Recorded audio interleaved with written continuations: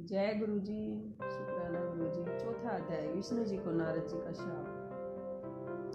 ओम नमः शिवाय, शिव जी सदा सहाय। ओम नमः शिवाय, गुरु जी सदा सहाय। ऋषि ने पूछा, हे महाविद्वान सूत जी, जब शिव के गण अपनी इच्छा से चले गए तब काम से भी नारद मुनि ने क्या किया? सूत जी बोले, शिव जी की इच्छा से मोहित मुनि ने उन दोनों को यथाचोट श्राप देकर जब जल में जाकर अपना मुख देखा तो गंभीर की सी आकृति वाला अपनी मुख आकृति को देख उन्हें विष्णु पर बड़ा क्रोध आया और सोचा कि यह तो उन्होंने मेरे साथ छल किया है। इस कारण वे क्रुद्ध हो विष्णु लोक को चले गए और बढ़ी हुई अग्नि के समान वाक्य कहने लगे। शिव जी की इच्छा से उनका ज्ञान नष्ट हो गया था और वे गर्व से पूर्ण वचन बोल रहे थे। उन्होंने कहा, हे हरि, तुम बड़े कुटिल और कपटी हो। अपनी माया से संसार को मोहित कर मायावी और मलिन चित्त वाले हो। तुम किसी के उत्साह को सहन नहीं कर सकते। तुमने पहले मोहिनी रूप धारण कर कपट किया और असुरों को अमृत न पिलाकर उन्हें मदिरा पिलाई। यदि महादेव जी ने दया कर विष्णुपान कर लिया होता तो तुम सब बहानेबाजों की सारी माया ही नष्ट हो चुकी होती। हे विष्णु, तुमको कपटी चाल बड़ी प्यारी है, तुम्हारा स्वभाव अच्छा नहीं है। इसी से तो परमात्मा शिव जी ने ब्राह्मण को सबसे ऊपर कहा है। आजकल वे महादेव जी तुम्हारी चालबाजी पर पछताते हैं। इसीलिए हे हरि, यह जानकर आज मैं उन्हीं शिव जी के बल पर शिक्षा देता हूँ जिससे तुम फिर कभी ऐसा कार्य न करो, ऐसा कर्म न करो, क्योंकि तुम बड़े निशंक हो। कारण कि कभी वेग वालों से तुम्हारा पाला नहीं पड़ा है। हे विष्णु, अब तुम अपने इस किए हुए कर्म का फल पाओगे। हे विष्णु, तुमने स्त्री के लिए मुझको व्याकुल और मोहित कर किया है और जिस स्वरूप से मेरे साथ व्यवहार किया है, हे हरि, तुम भी उसी रूप से मनुष्य होकर दुख भोगोगे और जैसा मेरा मुख किया है उसी मुख वाले तुम्हारे सहायक होंगे। तुम भी स्त्री से अलग होने का दुख पाओगे और संसार में अज्ञान से मोहित होकर तुम्हें भी नर लीला करनी पड़ेगी। इस प्रकार नारद जी ने भगवान को श्राप दिया और विष्णु जी ने शिव जी की माया की प्रशंसा की और उस शाप को ग्रहण कर लिया। फिर महादेव जी ने विष्णु अपने उस माया को खींच लिया जिससे नारद जी मोहित हुए थे। उसके हटते ही नारद जी फिर पहले की तरह बुद्धिमान हो गए और पश्चाताप करते हुए बारंबार अपनी निंदा और शिव जी की माया की प्रशंसा करने लगे। फिर आकर विष्णु जी के चरणों में गिर पड़े। भगवान ने उठाकर उन्हें अपने आसन पर बिठा लिया। नारद जी ने क्षमा की प्रार्थना की तो विष्णु जी ने समझा कर कहा कि हे नारद, खेद मत करो, तुम मेरे श्रेष्ठ भगत हो, इसमें संदेह नहीं। तुमको नरक नहीं होगा, क्योंकि तुमने मद में मोहित होकर शिव जी का वाक्य नहीं माना था। तुम उनके और हमारे भी बड़े भगत हो। इसे शिव जी तुम्हारा कल्याण करेंगे और यह तो तुम्हारे गर्व नाश के लिए कि उन्होंने ऐसी माया की थी। भगवान शंकर गर्व के हरण करता है। वह परमात्मा सच्चिदानंद स्वरूप निर्गुण और निर्विकार है। साथ ही वे सत्रज तम तीनों गणों से परे निर्गुण और सगुण भी हैं। उन्होंने ही मुझको जगत का पालक, विधाता और सृष्टा और रुद्र को सबका संघर्ता किया है। हे नारद, अब तुम्हारे लिए यही सुखद है कि तुम अपने सब संशय छोड़कर शिव जी के श्रेष्ठ यश का गान करो और अनयमति होकर सर्वदा शिव जी के सत्य नाम स्तोत्र का जप किया करो। इसको जपने से शीघ्र ही तुम्हारे सब पाप नष्ट हो जाएंगे। हे मुनि, शिव जी की पूजा से समस्त पाप नष्ट हो जाते हैं। अतएव तुम भी पैर से लेकर मस्तक पर्यंत अपनी तरह भस्म लगाकर ओम नमः शिवाय मंत्र का जाप किया करो। शिव के प्रिय रुद्राक्षों को यत्न से सब अंगों में धारण करो। सर्वथा शिव जी की ही कथा कहो, सुनो और शिव भक्तों को अच्छी तरह बारंबार पूजो। निरालस्य हो और सर्वदा शिव जी की शरण में रहो। शिव जी के स्वच्छ चरणों को हृदय में धारण करो और शिव के प्रिय आनंद वन में जाओ। वहाँ विश्वेश्वर को देखकर भक्ति से उनका पूजन करो और उनकी विशेष स्तुति और प्रणाम कर बंधन रहित हो जाओ। हे मुनि, इसके पश्चात आप जहाँ चाहे गमन करना, मेरे शासन में ब्रह्मलोक में जाना और वहाँ पर अपने पिता ब्रह्मा की स्तुति और नमस्कार करना तथा उनसे भी शिव जी का महानतम पूछना, तो वहाँ वे तुम्हें शिव जी के 100 नामों का स्तोत्र सुनावेंगे। हे मुनि, आज से तुम सैव हो जाओ, शिव जी तुम्हारा कल्याण करेंगे। ऐसा कहकर शिव जी की स्तुति करते हुए उनका स्मरण और नमस्कार कर वे वहीं लुप्त हो गए। श्री शिव महापुराण द्वितीय रुद्र संहिता का 4था अध्याय समाप्त। शुक्राना गुरु जी। जय गुरु जी। ओम नमः शिवाय। शिव जी सदा सहाय। ओम नमः शिवाय। गुरु जी सदा सहाय। जय गुरु जी। शुक्राना गुरु जी। 5वां अध्याय नारद जी का परिभ्रमण। ओम नमः शिवाय। शिव जी सदा सहाय। ओम नमः शिवाय। गुरु जी सदा सहाय। सूत जी बोले, हे ब्राह्मणों, विष्णु जी के अंतर ध्यान होने पर नारद जी भक्ति पूर्वक शिवलिंगों का दर्शन करते हुए पृथ्वी पर उचरने लगे। उन्होंने कितने ही शिवलिंगों को प्रेम पूर्वक दर्शन किया। उसी समय वे रुद्र के गण जिन्हें उन्होंने श्राप दिया था, उनके नारद जी के समीप जाकर उनके चरणों में गिरकर क्षमा मांगी और कहा कि हे मुनिवर्य, आपका अपराध करने वाले हम वास्तव में ब्राह्मण नहीं हैं, किंतु हम दोनों महादेव जी के गण हैं, जिन्हें राजपुत्री के स्वयंवर में माया से मोहित विचित्र वाले प्रेष की प्रेरणा से आपने हमको शाप दिया था। उस समय हमने कुछ में जानकर मौन रहना ही अच्छा समझा था, अन्यथा आप हमारा प्राण ही ले लेते।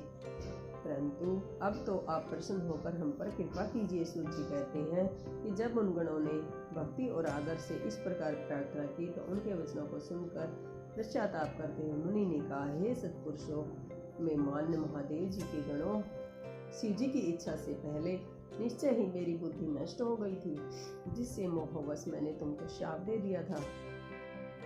परंतु जो कुछ कहा गया है वह होना ही है, तो हे गणों सुनो, मेरे अपराध को क्षमा करो। अब मैं तुम्हारे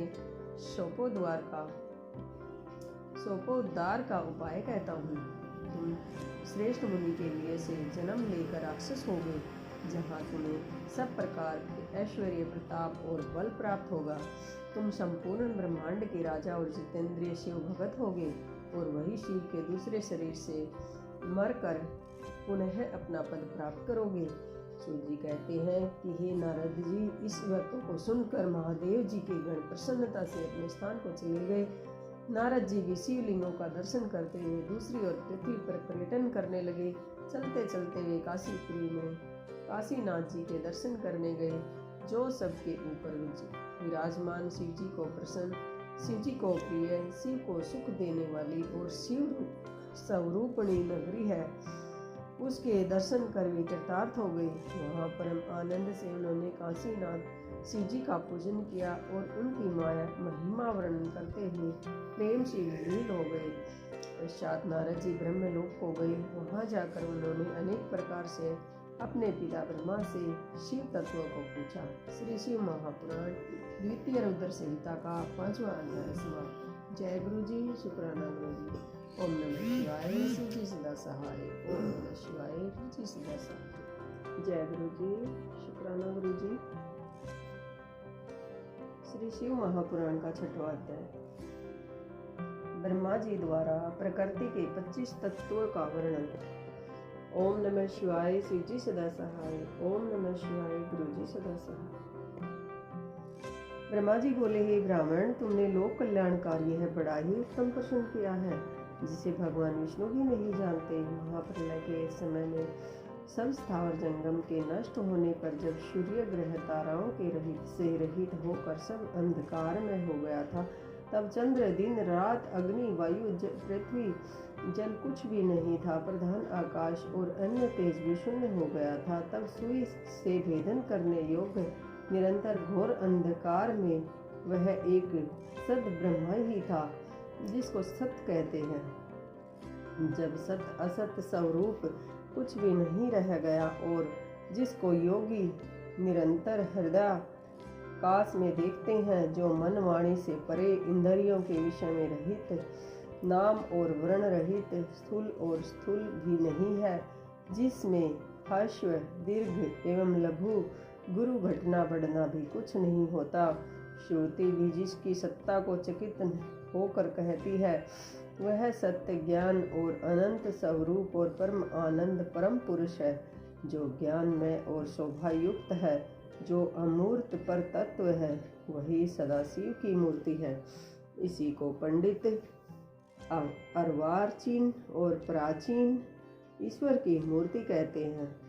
उसने अपने शरीर से स्वच्छंद शरीर वाली, कभी नाश न होने वाली शक्ति प्रकट की। वही प्रधान प्रकृति, वही गुणवती माया और वही विकार से रहित बुद्धि तत्व जननी माता कहलाई। वही शक्ति अंबिका, प्रकृति संपूर्ण लोकों की ऐश्वर्य, त्रिदेवों की माता, नित्य और मूल कारण कही गई, जिसकी 8 भुजाएं हैं और जो विचित्र मुख वाली तथा शुभ्रा है। अचिंत तेज से युक्त, सबको उत्पन्न करने वाली अकेली ही वह माया संयोग से अनेक प्रकार की हो जाती है। और शिव शंकर, जिनका कोई ईश्वर नहीं है, वहीं पर पुरुष ईश्वर को, जो सिर पर गंगा को धारण किए, ललाट पर चंद्रमा धारण किए और 3 नेत्र वाले हैं, जिनके 5 मुख और 10 भुजाएं हैं, जो त्रिशूलधारी, प्रसन्नचित, कपूर के समान गौर शरीर एवं भस्म लगाए और काल स्वरूप भगवान है। उन्होंने उस शक्ति को साथ लेकर शिवलोक नामक क्षेत्र की रचना की। उसी समय क्षेत्र को काशी कहते हैं। उसी उत्तम क्षेत्र को काशी कहते हैं, जो परम मोक्ष को देने वाली और सर्वोपरि विराजमान है। उस क्षेत्र में परम आनंद स्वरूप शिव पार्वती शक्ति सहित निवास करते हैं। ये मुनि, प्रलय काल में भी वह क्षेत्र शिव पार्वती से रहित नहीं होता और इसी से उसको अविमुक्त कहते हैं। धनुषधारी शिव जी ने पहले इसमें एक आनंदवन बनाया।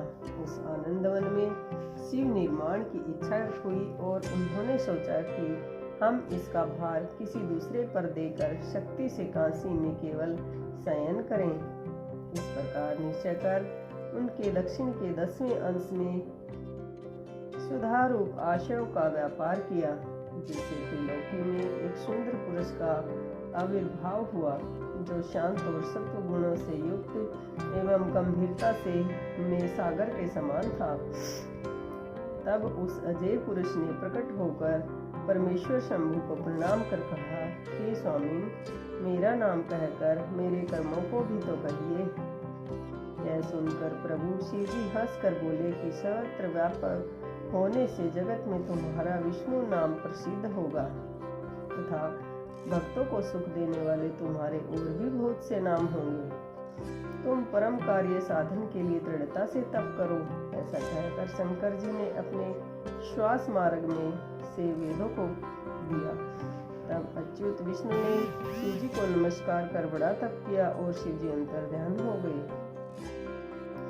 विष्णु जी ने 12,000 वर्ष दिव्य वर्ष तक तप किया, किंतु तब से अब तक उन्होंने अपने मनोरथ कल्याणकारी शंभु का कभी दर्शन न पाया। अब उन्हें इसकी चिंता हुई तो शिव जी ने यह शुभ वाणी उत्पन्न की कि तुम अपने संशय को दूर करने के लिए फिर तप करो। विष्णु जी ने फिर बहुत दिनों तक घोर तप किया। तब शिव जी की माया से विष्णु के शरीर से अनेक प्रकार की जलधाराएं निकली। वह सब जल शून्य में व्याप्त होकर फिर ब्रह्म रूप हो गया, जिसके स्पर्श से पाप नाश होते हैं। फिर तो वे पुरुष विष्णु जी थक कर प्रसन्नता से बहुत काल तक मोहित हुए और स्वयं ही उस जल पर सो गए। उसी समय उनका श्रुति सम्मत नारायण नाम भी हुआ और प्रकृति पुरुष के बिना उस समय कुछ भी नहीं था। उसी समय में उन महात्मा से सब तत्वों की उत्पत्ति हुई, फिर उनका विस्तार हुआ। पहले प्रकृति से महान और महान से 3 गुण उत्पन्न हुए, फिर उससे 3 गुण और भेद वाला अहंकार उत्पन्न हुआ।